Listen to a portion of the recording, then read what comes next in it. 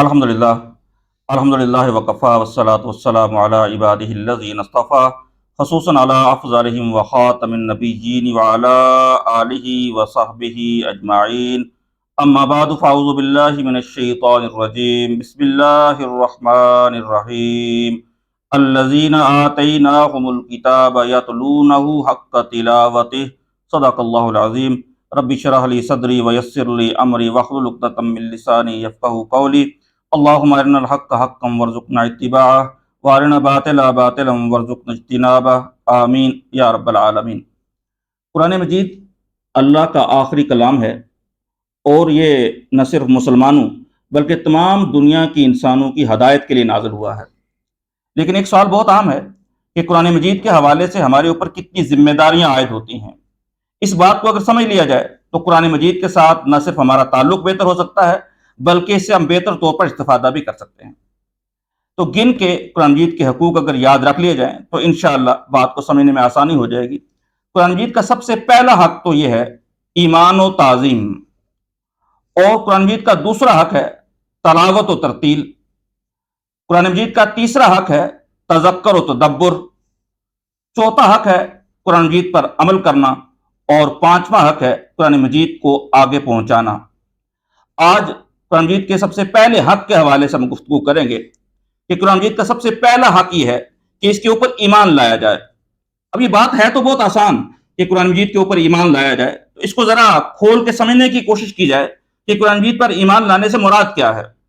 قرآن مجید پر ایمان لانے سے مراد یہ ہے کہ سب سے پہلی بات کہ قرآن اللہ کا کلام ہے۔ تو یہ بات بہت قابل غور ہے۔ اس دنیا کے اندر جتنی چیزیں ہم دیکھ رہے ہیں وہ تمام کی تمام چیزیں اللہ کی مخلوق ہیں، اللہ نے ان کو پیدا کیا ہے۔ اس کے مقابلے میں قرآن اللہ کا کلام ہے، یعنی قرآن اللہ سے خارج ہوا ہے، قرآن اللہ سے صادر ہوا ہے۔ اس اعتبار سے یقیناً تمام دنیا کی مخلوقات کے مقابلے میں قرآن مجید ایک امتیازی شان رکھتا ہے۔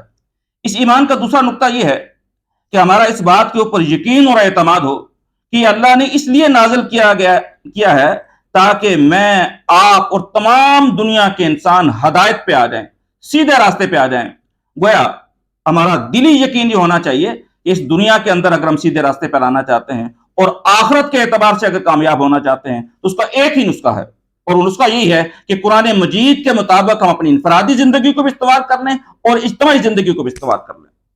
اور اس تاثر کو حضرت عمر رضی اللہ تعالی عنہ نے ان الفاظ کے اندر نقل کیا ہے، ان اللہ یرفع بہذا الکتاب اقواما ویضع به آخرین، کہ اللہ تعالیٰ اسی قرآن کے ذریعے سے بہت سی قوموں کو اٹھاتا ہے اور بہت سی قوموں کو زوال سے دوچار کرتا ہے۔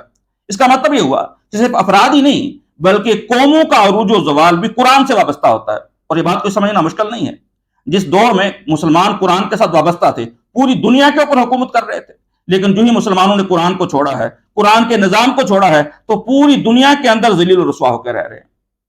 امام مالک رحمہ اللہ تعالی، ہمارے جو 4 فقہ ہیں ان میں پہلے امام ہیں امام مالک، وہ قرآن مجید کے حوالے سے اور قرآن اور امت کی اصلاح کے حوالے سے انہوں نے ایک بہت ہی زبردست جملہ کہا ہے، لا یصلح آخر هذه الامت الا بما صلح به اولها، کہ اس امت کے آخری حصے کی اصلاح اسی طور پہ ہوگی جس طور پر پہلے حصے کی اصلاح ہوئی تھی۔ یہ بات قابل غور ہے کہ پہلے حصے کی اصلاح کیسے ہوئی تھی۔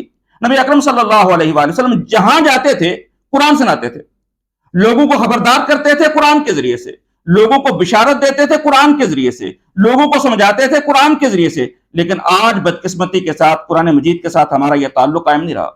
حضرت شیخ الہند اسیر مالٹا، جنہیں کو انگریزوں نے جب قید کیا تو بجائے ہندوستان کے اندر قید کرنے کے انہیں مالٹا کے اندر جا کے قید کیا، اور جب وہ ٹی بی کے مرض کے اندر مبتلا ہوئے، آخری سٹیج کے اوپر پہنچے اور لگتا یہ تھا کہ جیل کے اندر ان کا انتقال نہ ہو جائے، تو بامر مجبوری ان کو رہا کرنا پڑا۔ رہا ہونے کے بعد جب وہ آخری جلسے کے اندر شرکت کی انہوں نے، تو انہیں چارپائی کے اوپر ڈال کے لایا گیا، اور اس جلسے سے خطاب کرتے ہوئے انہوں نے کہا کہ میں نے جیل کی تنہائیوں میں جو غور کیا ہے، اس امت کے مسائل کا سبب کیا ہے اور حل کیا ہے، تو انہوں نے بتایا کہ 2 اسباب اور 2 حل مجھے نظر آئے ہیں۔ پہلا سبب یہ ہے کہ امت مسلمہ قرآن سے دور ہو گئی ہے، لہذا میں یہ ارادہ لے کے آیا ہوں کہ باقی جتنی زندگی باقی ہے بچوں کے لیے لفظی تعلیم کو عام کروں گا اور بڑوں کے لیے لفظی ترجمہ قرآن کو عام کروں گا۔ اور دوسری بات وہ کہتے ہیں جو میں نے سمجھی ہے کہ امت کے زوال کا ایک سبب یہ ہے کہ جو ہمارے آپس میں امت کے اندر کے اختلافات ہیں ان کو ختم کیا جائے. اور اس بات کو بھی اگر جوڑ لیا جائے پہلی بات کے ساتھ کہ اگر اختلافات کو بھی ختم کرنا ہے تو اس کا حل بھی یہی ہے کہ امت قرآن کے ساتھ جڑ جائے. جو امت کا کرن اول ہے دور صحابہ کرام رضوان اللہ تعالی علیہم اجمعین، ان میں اتفاق و اتحاد کی جو بڑی وجہ نظر آتی ہے وہ یہی تھی کہ ساری کی ساری امت قرآن سے جڑی ہوئی تھی. جب قرآن سے ہٹ کے فوکس دوسری چیزوں پہ ہوا ہے تو پھر امت کے اندر انتشار بھی پیدا ہوا ہے، افتراق بھی پیدا ہوا ہے. اللہ تعالیٰ مجھے اور آپ کو قرآن مجید پر ان معنوں کے اندر ایمان لانے کی توفیق نصیب فرمائے. ایک دفعہ نبی اکرم صلی اللہ علیہ وآلہ وسلم کبھی صحابہ کرام رضوان اللہ تعالی علیہم اجمعین کے اندر بیٹھے ہوئے تھے اور انہوں نے پوچھا کہ سب سے اچھا ایمان کس کا ہے؟ تو صحابہ کرام رضوان اللہ تعالی علیہم اجمعین نے کہا کہ یا رسول اللہ یقیناً عجب ایمان، اچھا ایمان تو آپ کا ہے. تو آپ صلی اللہ علیہ وآلہ وسلم نے ارشاد فرمایا کہ میرا ایمان تو اچھا ہونا ہی چاہیے، اس لیے کہ میرے پاس تو روز جبرائیل آتے ہیں، میں نے تو اللہ تعالیٰ کی کئی نشانیوں کا بنفس نفیس مشاہدہ کیا ہے، تو میرا ایمان تو اچھا ہونا ہی چاہیے.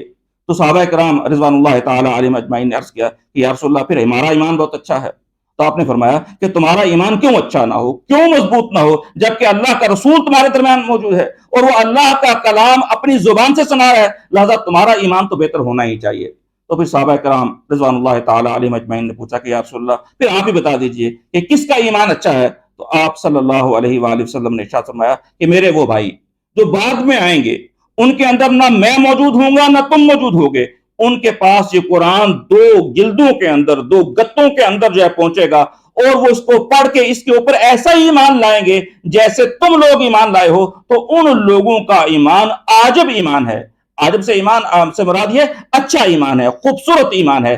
اللہ تعالیٰ اس ایمان کو اختیار کرنے کی توفیق نصیب فرمائے. اور اس کا سورس یہی ہے کہ کثرت کے ساتھ قرآن مجید کی تلاوت کی جائے اور سمجھ کے تلاوت کی جائے. اللہ تعالیٰ کثرت کے ساتھ ہمیں تلاوت کرنے کی، اسے سمجھنے کی اور اس پر عمل پیرا ہونے کی توفیق نصیب فرمائے.